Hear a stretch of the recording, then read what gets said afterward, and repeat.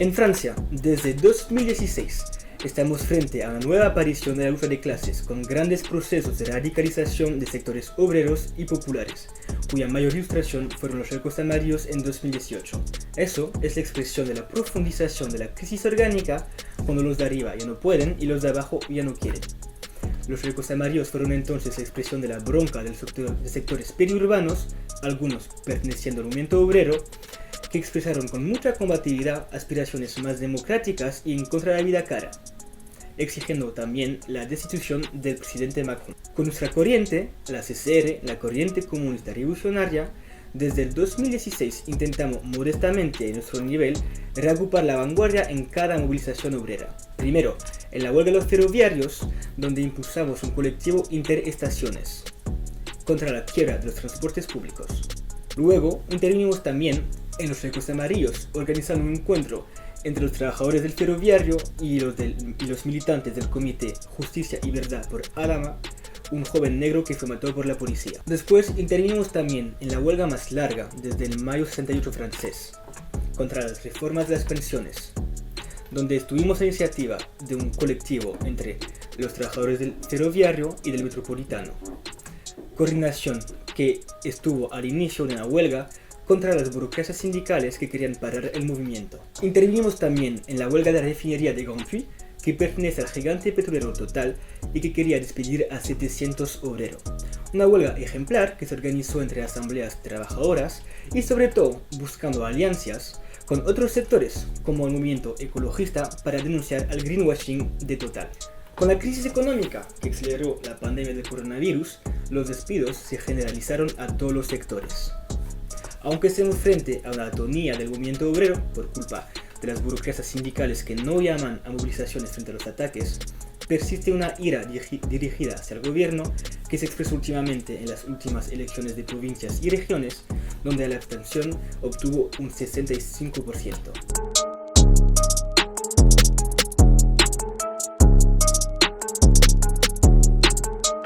La Francia Insumisa es una organización reformista que no se reivindica del marxismo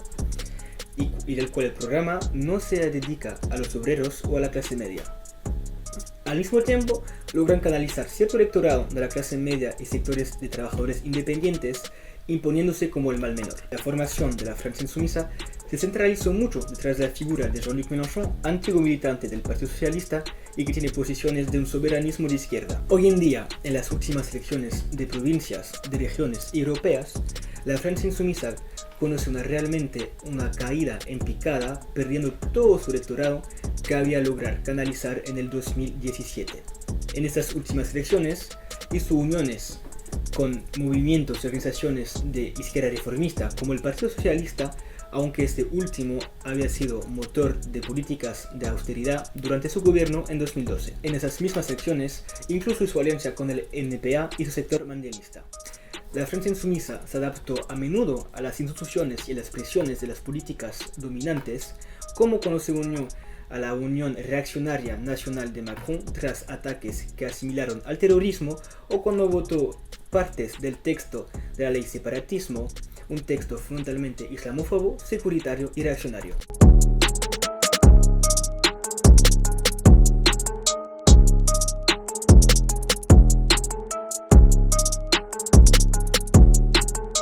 En Francia, el movimiento obrero ha visto surgir una nueva generación. La hemos visto protagonizarse en cada una de las grandes movilizaciones que han atravesado el país, y de perfil muy variados. A menudo racializados o de origen inmigrantes en las grandes ciudades, trabajadores que han participado a los chalecos amarillos en los suburbios, activistas sindicales, combativos o trabajadores de base. Entre ellos, líderes sindicales radicales, cuya aparición se escribe en un conjunto de estas coordenadas particulares. El contexto del retroceso del Partido Comunista Francés en el seno de la CGT y de la crisis de la renovación de los militantes, los jóvenes sindicalistas pueden encontrarse rápidamente al frente de importantes organizaciones o estructuras sindicales. Ahora, estos jóvenes surgen en un contexto posterior de los chalecos amarillos, que han abierto una crisis sindicalistas, debilitando las barreras impuestas por las burocracias sindicales y dando forma a esta nueva generación de militantes obreros. Las últimas experiencias de la lucha de clases estuvieron marcadas tanto por la participación significativa y con métodos propios de sectores obreros que estaban hasta ahora ausentes de la lucha, las últimas experiencias de la lucha de clases estuvieron marcadas por la acción significativa y los métodos propios de sectores concentrados en la clase obrera, pero también por la puesta en marcha de sectores obreros hasta entonces ausentes de las luchas, a imagen y semejanza de las franjas semirurales que participaron a las bases de los chalecos amarillos. Estos movimientos fueron acompañados y alimentados por fenómenos de politización y de radicalización. La juventud hace una verdadera caja de resonancia de esta dinámica y ha llevado a la calle la denuncia de la violencia policial, del racismo, de las violencias sexuales, sexistas o de la catástrofe climática en curso. Esos protagonistas de estas luchas han cuestionado muy a menudo el sistema en su conjunto, ya sean los chalecos amarillos convocando a un imaginario revolucionario, los jóvenes movilizados contra el racismo estatal, o también los ecologistas para quienes el capitalismo es incompatible con la defensa del clima.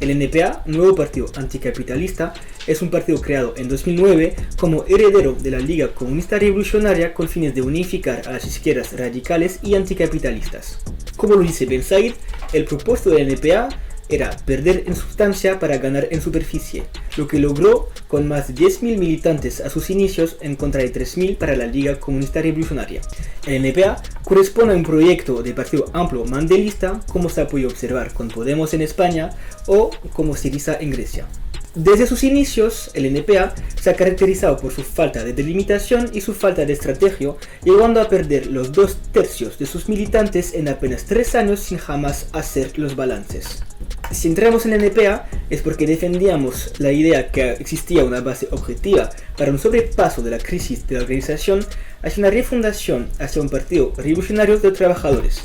Y también porque el NPA a sus inicios tenía ciertas bases fundamentales como delimitaciones con las izquierdas reformistas, liberal y burguesas.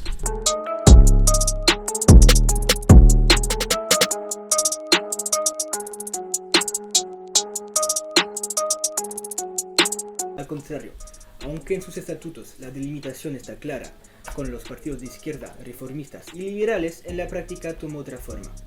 La dirección del partido muestra un importante escepticismo sobre nuestra clase, ya que con la Liga Comunista Revolucionaria habían abandonado la idea de dictadura del proletariado y de un partido con modelo leninista. Hoy día prefiere recurrir a alianzas electorales con la Francia insumisa, llegando a cruzar la línea roja con el contexto de las elecciones de provincias y de regiones, firmando un acuerdo electoral con la Francia insumisa en Occitania, dejando la puerta abierta a una fusión en la segunda vuelta con el Partido Socialista. Este acercamiento con la Francia insumisa empezó en 2012 y 2017, cuando parte de la dirección del NPA debatía sobre el hecho de enviar a un militante en las presidenciales o solamente en dejar lugar más libre a Mélenchon.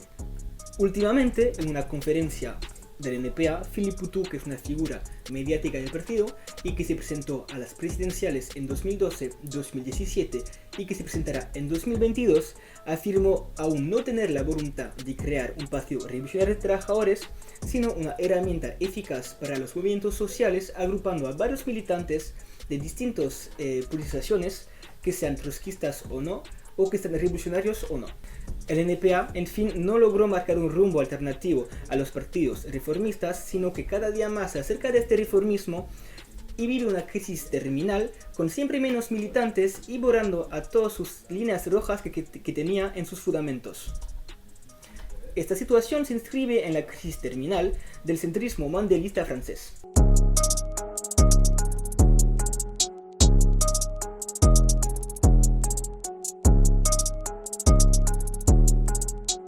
Hoy día ya no vemos ninguna posibilidad de que el NPA pueda recomponerse como una herramienta eficaz al servicio de los intereses de nuestra clase.